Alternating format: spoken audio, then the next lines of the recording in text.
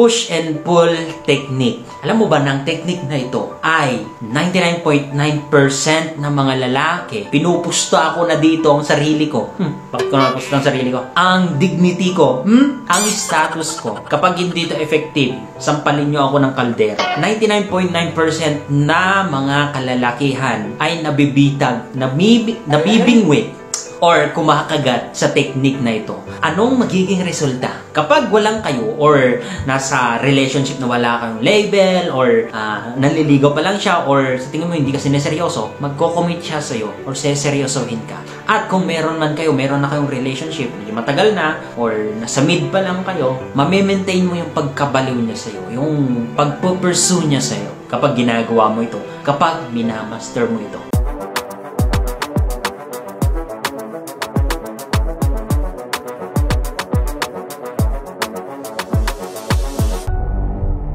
Kwentuhan lang muna tayo. Maalala ko kasi nung college kami, physics ata yun or dynamics of rigid bodies. Na may formula kasi ang push and pull.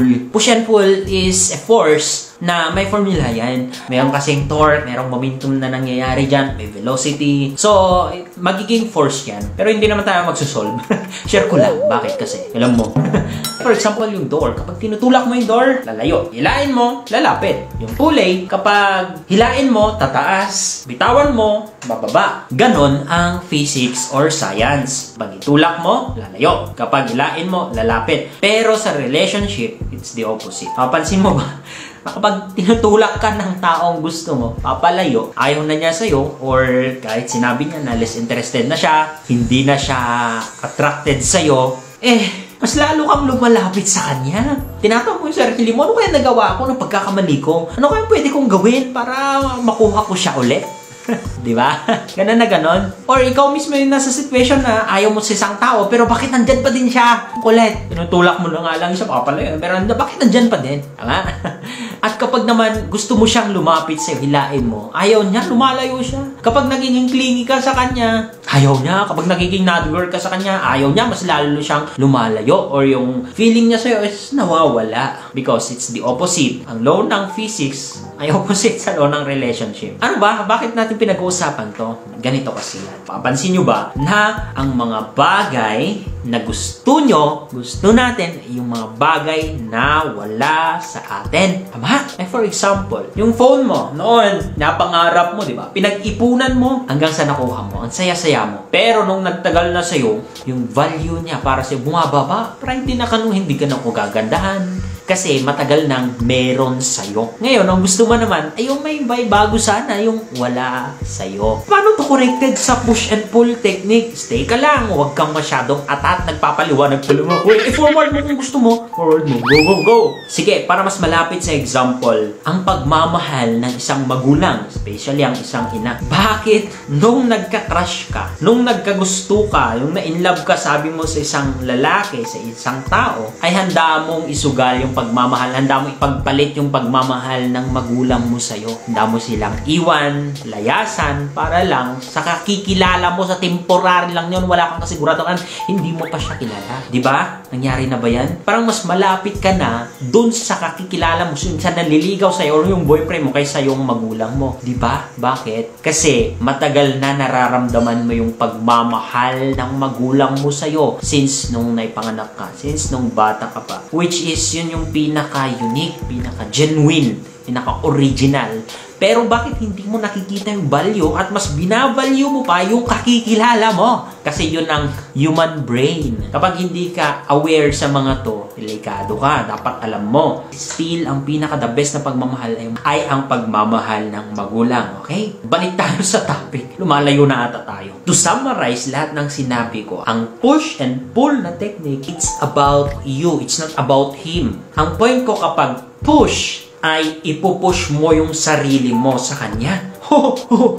Parang opposite. Yes, mag-invest ka sa kanya, mag-effort ka sa kanya, ibigay mo yung kakayanan mo, or ibigay mo kung ano man ang potential mo na maibigay, except sa sex. Hindi ko sinasabing sex. Or yung mga bagay na mag-create ng memories sa kanya na hindi niya makakalimutan, na mamimiss niya kapag nawala ka. Dahil sa'yo niya lang nakikita ito. Paano mo ma-achieve yun? Maging unique ka. Magpakatotoo ka sa sarili mo. Kasi kapag nagiging unique ka, yun yung nakikita niya, yun talaga yung original na nakikita niya sa'yo. Pag nawala ka, mamimiss ka. Like for example, yung magulang. Kapag nawala yung mga magulang mo, tsaka mo na lang marerealize ang napaka-genuine na pagmamahal nila. Di ba? Nung wala na sila. So, yun ang sabi ko sa'yo, magpakatotoo ka, maging original ka, kung ano ka. Ipakita mo yun sa kanya, iparamdam mo yun sa kanya, isampal mo yun sa kanya. Patawanin mo siya, pangitiin mo siya in your own version, in your own way. So, kilalanin mo sarili mo. Alamin mo kung ano yung kakayahan mo. Ngayon, hindi doon nagtatapos ang lahat. Pull! Pag sabihin, hilain mo. Pero hindi siyang hilain mo. Hilain mo yung sarili mo, ibalik mo sa dati. It's the push and pull. Paano ba tong pull na to? I-pull away mo yung sarili mo sa kanya. May time na mag-focus ka sa sarili mo at hindi palaging effort sa kanya, hindi palaging invest sa kanya, hindi palaging focus sa kanya.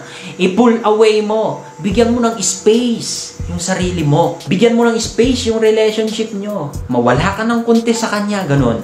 Mag-pull ka. Ang ingay naman ng cheat. May construction kasi na nangyayari dito sa kapitbahay namin. Pasensya na. Basta man naririnig nyo. Ngayon, ang pull na yan, mag-focus ka, mag-enjoy ka sa buhay mo. Yun ang pinakamahalaga eh. Love yourself first. Enjoy mo, lumabas ka, kasama mga kaibigan mo, improve mo yung social life mo, yung family mo.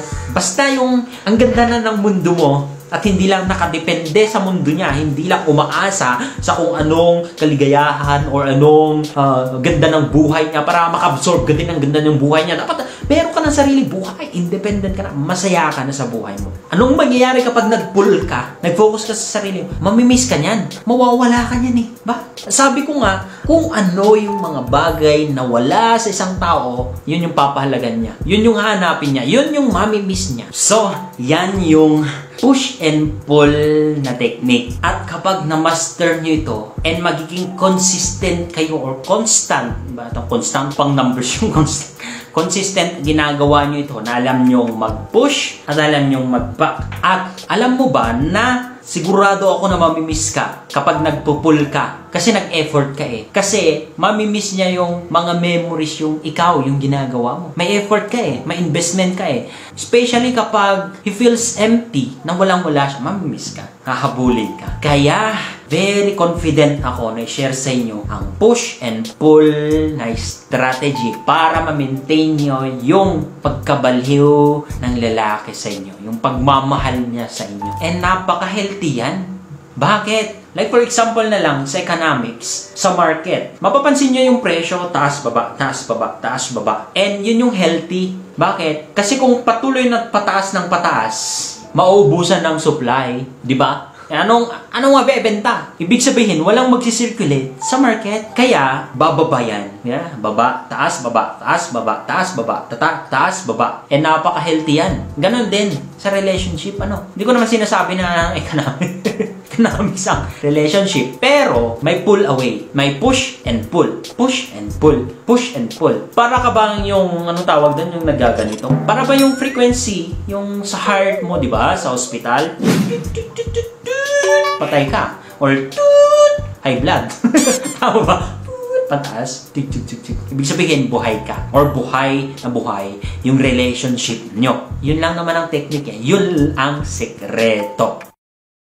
Ayan lang po ang ating pag-uusapan sa video na ito. At kung nakaabot ka sa video na ito, just comment down below, push and pull technique. At pupusuan ko lahat ng yan. At nagpapatunay isa kang solid na katambay.